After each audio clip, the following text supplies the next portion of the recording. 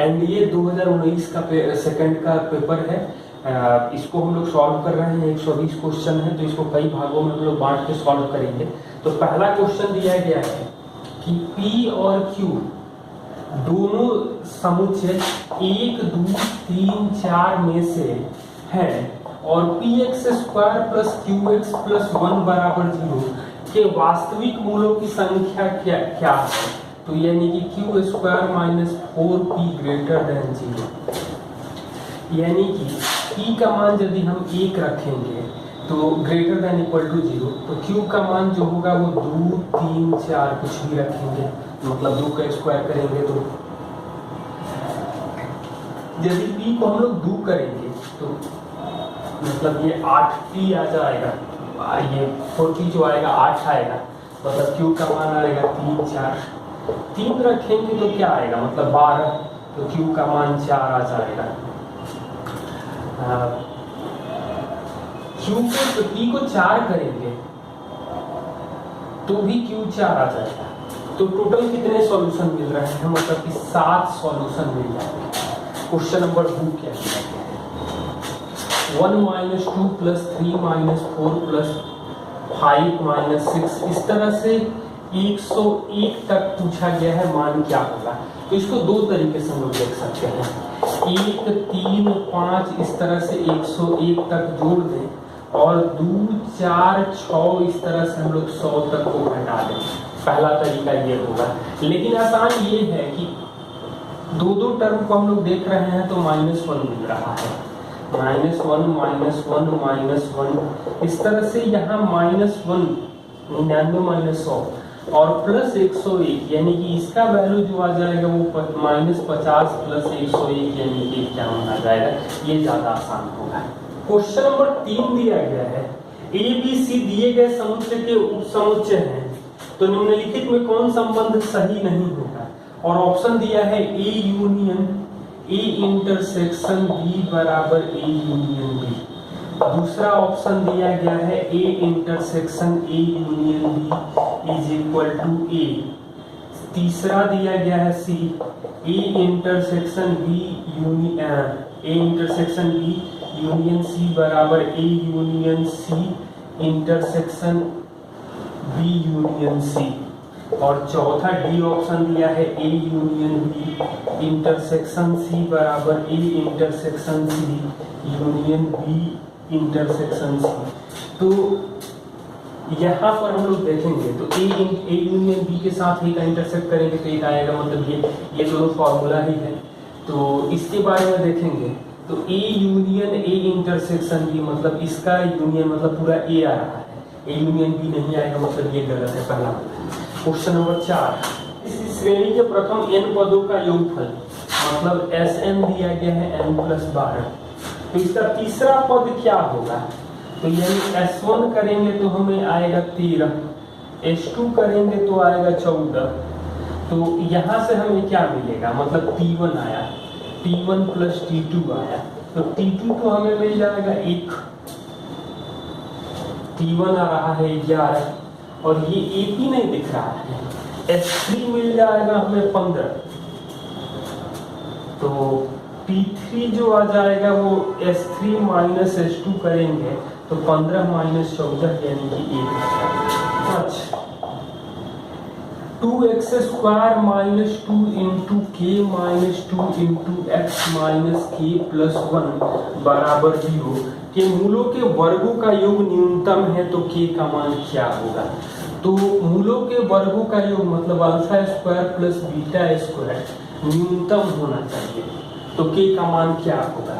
इसका मतलब है कि α + β का होल स्क्वायर - 2 α बीटा करें, तो α + बीटा जो आ जाएगा वो k - 2 का होल स्क्वायर यहाँ से और -2 × -k + 1/2 करेंगे, यानी कि ये तो कट जाएगा, ये प्लस हो जाएगा, k² - 4k + 4 + k + 1 होगा, ये ऑलरेडी ये माइनस डबल माइनस हो जाएगा। तो k² - 3k + 5 का न्यूनतम मान क्या होगा, न्यूनतम मान कब होगा। तो इसको डिफरेंशिएट करेंगे तो 2k माइनस 3 बराबर 0, मैक्सिमा या मिनिमा के लिए यानी k का वैल्यू जो आएगा वो 3/2 आएगा। क्वेश्चन नंबर 6 दिया गया है a b minus c x square plus b minus b into c minus a x plus c into A minus b बराबर 0 के मूल बराबर है, तो कौन सा कथन सही होगा। और ऑप्शन जो दिया गया है कि A B C A B में है, जी पी में है, एच पी में है और कोई नियमित पैटर्न का पालन नहीं करते हैं, तो यहाँ x का वैल्यू यदि हम 1 रखेंगे तो ये इक्वेशन सेटिस्फाइड कर रहा है। इक्वेशन सेटिस्फाइड कर रहा है, इसका मतलब ये है कि एक मूल 1 है तो दूसरा मूल भी 1 होगा, मतलब अल्फा इंटू बीटा बराबर C into A minus B by A B minus C, ये दो 1 है तो दूसरा का भी 1 होगा। तो 1 बराबर ए सी माइनस बी सी बटा में ए बी माइनस ए सी, मतलब ए सी टू ए सी बराबर a b plus b c, यानी कि 2/b is equal to 1/a plus 1/c है। आप लोग कैलकुलेट करके देख सकते हैं। तो यहाँ से ये तो कंडीशन HP के लिए होता है, मतलब ए बी सी HP में होगा। यदि हम लोग ये करते कि डिस्क्रिमिनेंट b को 0 करते क्योंकि दोनों मूल बराबर हैं, तो कंडीशन हमें लंबा आता है। इससे बचने का यही तरीका है। क्वेश्चन नंबर 7 क्या दिया गया है, x square minus 3x plus 2 का मॉड वैल्यू बड़ा है x square minus 3x plus 2 से, तो x का वैल्यू के लिए कौन सा स्टेटमेंट सही है, मतलब कि किस इंटरवल में वैल्यू होगा। तो मॉड ऑफ e बड़ा होगा a से, मतलब a का वैल्यू जो है वो निगेटिव होगा तभी होगा, मतलब 0 से छोटा होगा। मतलब साफ साफ है कि x square minus 3x plus 2 को 0 से छोटा होना पड़ेगा। तो ये 0 से छोटा कब होगा, तो क्वाड्रेटिक सॉल्व करेंगे तो इसका वैल्यू मिल जाए, मतलब रूट मिलेगा 1 और 2, तो निगेटिव आएगा यहीं पर, मतलब कि x का जो वैल्यू होगा वो -1 से लेकर के 2 के बीच में बिलोंग करेगा। 8 दिया गया है, किसी जीपी के 200 पद हैं, इसमें जीपी के विषम पदों को के योग को m मान रहे हैं और सम पदों के योग को n मान रहे हैं, तो सार्व अनुपात क्या होगा। तो 200 पद हैं, मतलब a r square AR cube, इस तरह से AR पावर 199 कह रहा है कि सभी विषम पदों को, मतलब AR square AR power 4 AR power 6, इस तरह से AR पावर 198 को हम लोगों ने m मान लिया है, और सम पदों को मतलब n माना है AR स्क्वायर AR क्यूब, इस तरह से AR का पावर 199 को।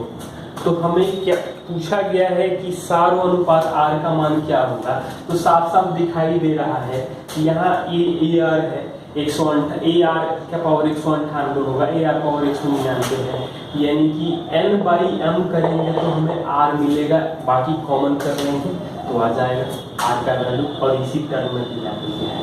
क्वेश्चन नंबर 9, किसी समुच्चय में A में 3 अवयव है, A में 3 अवयव है, B में 6 अवयव है, तो पूछ रहा है कि A यूनियन B में कितने न्यूनतम अवयव हो सकते हैं। तो मिनिमम 6 हो सकते हैं और मैक्सिमम 9 हो सकते हैं।